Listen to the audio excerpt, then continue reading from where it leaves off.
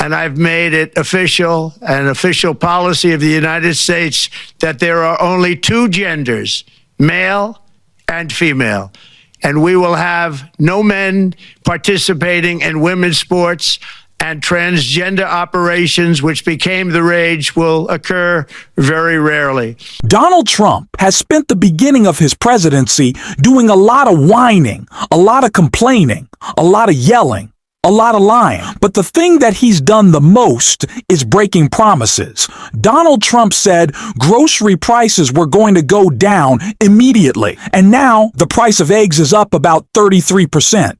And rising Donald Trump said we would see an energy boom. Haven't seen it. Border crossings would be down. They're up more than they were under President Biden. Donald Trump is breaking every single one of his promises, but one stands out above the rest. One promise he said he would have done even before he was inaugurated, and clearly that has failed, and that is ending the war, or Russia's invasion of Ukraine. Now, Donald Trump, of course, made this promise with no real answer to how he'd get it done, and that's clear because it's not done. But when he was asked about it today, after giving a speech at the World Economic Forum, it was really clear how much of a disaster Donald Trump was, because when he was asked, he just kind of melted down. And we are going to get into all of that. But before we do, if I could quickly ask you to leave a like on this video. And if you haven't already and you enjoy our channel, to hit that subscribe button. It goes a long way, and it really means the world to me now. Before we get into the question that Trump was asked, I want to get into some of the ridiculousness of this speech because I think it frames it pretty well. And it's a strong, sovereign nation. In addition, I'm pleased to report that America is also a free nation once again. On day one, I signed an executive order to stop all government censorship. No longer will our government label the speech of our own citizens as misinformation or disinformation, which are the favorite words of censors and those who wish to stop the free exchange of ideas and So like I said, at the beginning of this video, a lot of the first few days of the Trump administration, as we'd expect, we not about getting anything done. Republicans are an obstructionist party. They don't get anything done. They repeal, they rescind, they attack. And now DE is the main focus. Has that made rents cheaper, groceries less expensive? Oh, it hasn't. Oh, interesting.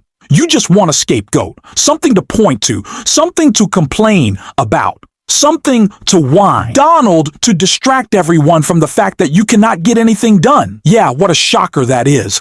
And the obstruction and attacks on legislation that actually works did not stop there, because Donald Trump continued going off on the Green New Deal. I mean, the Green New Deal was such a total disgrace, how that was perpetrated. And it was conceived of by people that were average students, less than average students, I might add, and never even took a course in energy or the environment. It was just a game. Remember, the world was going to end in 12 years. Remember that? Well, the 12 years has come and gone. It was going to end. It was going to all foam into earth. But, you know, the time has come. These people, and they really scared the Democrats large. I can't say the Republicans. The Republicans maybe could have fought harder to stop it, but it's been a tremendous waste of money. You know, during my 4 years, we had the cleanest air, we had the cleanest water, and yet we had the most productive economy in the history of our country. We had the most productive economy. Until COVID came, we had the most productive in the history of our country by far. The GRE new scam we can't have. Sorry, I can't. I shouldn't do the Trump voice. Does Donald Trump not know all of the jobs that have come out of President Biden's historic investment in battling climate change, the biggest investment in battling climate change in American history, the history of the world mind? Yeah, there's not going to be a lot of those investments that bring high-paying manufacturing jobs to the United States under Donald Trump. As we know, manufacturing jobs left in the United States under Donald Trump. Somehow, we weren't able to get people to notice that or listen to it or vote for. It's going to be a long 4 years. But again, the insanity, the complaints did not stop there on the topic of climate change, because when Donald Trump was asked about his response to natural disasters in an interview with Shan Hannity last night, he had this to say. Now, I will say that Los Angeles has changed everything, because a lot of money is going to be necessary for Los Angeles, and a lot of people on the other side want that to happen, and North Carolina too. Fast. Well, they don't care about North Carolina. The Democrats don't care about North Carolina. What they've done with FEMA is so bad. FEMA is a whole nother discussion, because all it does is complicate everything. FEMA has not done their job for the last 4 years. I had FEMA working really well. We had hurricanes in Florida. We had Alabama tornadoes. But unless you have certain types of leadership, it gets in the way. And FEMA is going to be a whole big discussion very shortly, because I'd rather see the states take care of their own problems. If they have a tornado someplace, and let that state. Oklahoma is very competent. I love Oklahoma. 77 out of 77 districts. And that's never been done. So now Trump is not only just going to ignore climate change, but he's also going to ignore the response to natural disasters and these catastrophes that are only getting worse because of it. Yeah, let's get rid of FEMA genius idea, Donald. That's great. That'll work out really well, getting rid of stuff. That's how we're solving problems. But speaking of solving problems, like I said, Donald Trump was asked about the conflict between Russia and Ukraine, something he said he would have solved before he was inaugurated, before he put his hand on the Bible. That's what he said. By the way, he didn't put his hand on the Bible, not a shock there. But what was Donald Trump's answer? Mr. President, when you're back here in Davos next year, will there be then a peace agreement with Ukraine and Russia by then? Well, you're going to have to ask Russia. Ukraine is ready to make a deal. Just so you understand, this is a war that should have never started. If I were president, it would never have started. This is a war that should have never, ever been started. And it wasn't started during there was never even talk about it. I knew that it was the apple of President Putin's eye, but I also knew that there was no way he was going in, and he wasn't going to go in.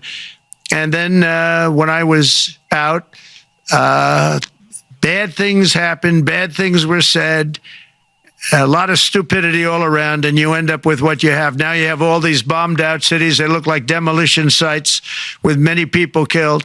I think You have to ask. Russia, Donald told us we had to ask you. You said, make me president because I'll solve the problem as I always do. I make all the deals. I'm not War to Watch right now, but if I were, I'd check the time and see that January 20th is passed and you haven't made a deal. What a shock. Another promise broken. Donald Trump ran on this idea, talked about it so much that he was this anti-war candidate, anti-conflict. The first thing he did after elected, not even inaugurated yet, is start talking about invading Canada, taking the Panama Canal, tariffs on Mexico. Maybe we should bomb them. What is anti-W war about that? Put that in one little box of Donald Trump's failures. Also, what is the anti-war about promising to end a war and then not? Can someone in MAGA explain that to me? What happened to the deal maker?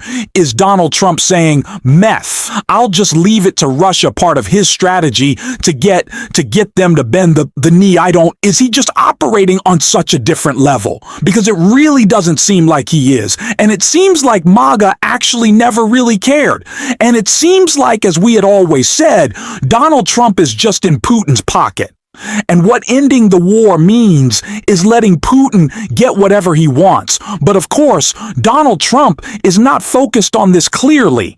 He's focused on more important issues with sarcasm like this, right here. And I've made it an official policy of the United States, that there are only two genders, male and female. and we will have no men participating in women's sports, and transgender operations, which became the rage, will occur very rarely. Oh man, it's going to be a long for years of a guy who doesn't care about anything and can't get things done. Fee wronging against trans student athletes, even student athletes, just kids, middle schoolers, high schoolers. What is wrong with this guy? Again, all a distraction doesn't actually care about getting anything done. And when he does want to do something, it's just actually bound to backfire on us. Take a look. We're going to be demanding is we're going to be demanding respect from other nations. Canada, we have a tremendous deficit with Canada. We're not going to have that anymore. We can't do it. I don't know if it's good for them. As you probably know, I say you can always become a state.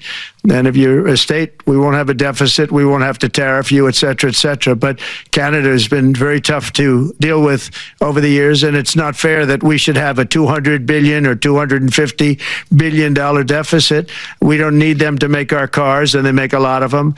We don't need their lumber because we have our own forests, et cetera, et cetera. We don't need their oil and gas. We have more than anybody. So, just as an example, with Mexico, we're dealing with Mexico, I think, very well. And we're just, we just want to be treated fairly with other nations because... Yes, tariffs.